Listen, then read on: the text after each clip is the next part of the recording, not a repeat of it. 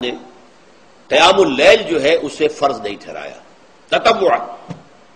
قرآن مجید میں بھی اس کا کوئی ذکر نہیں، احادیث میں اس کی تشویق و ترغیب پوری موجود ہے۔ ایک اور حدیث بھی ہم بعد میں پڑھیں گے اس پر۔ اس کا پس منظر کیا تھا کہ اس کو چھوڑ دیا گیا۔ اب ظاہر بات ہے مسلمانوں میں کمزور بھی ہیں، مسلمانوں میں وہ مزدوری کرنے والے بھی ہیں، روزہ تو فرض ہے ان پر، چاہے مئی کا مہینہ ہے اور گندم کاٹنی ہے، روزہ تو پھر بھی رکھنا ہوگا، یہ سب کچھ،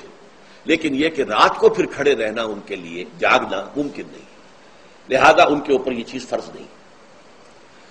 حضور نے تراویح کی نماز یا قیام اللیل نہ اسے فرض قرار دیا، نہ اس کے بعد جماعت کوئی اہتمام کیا مستقل،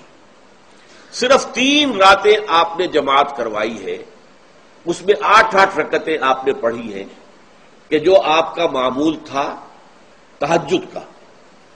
وہ پڑھی، اور تہجد کے وقت ہی جماعت کرائی ہے۔ یہ ہے وہ حدیث۔ اس کے علاوہ کسی نماز تراویح جو ہے جو ہم پڑھتے ہیں 20 رکعتیں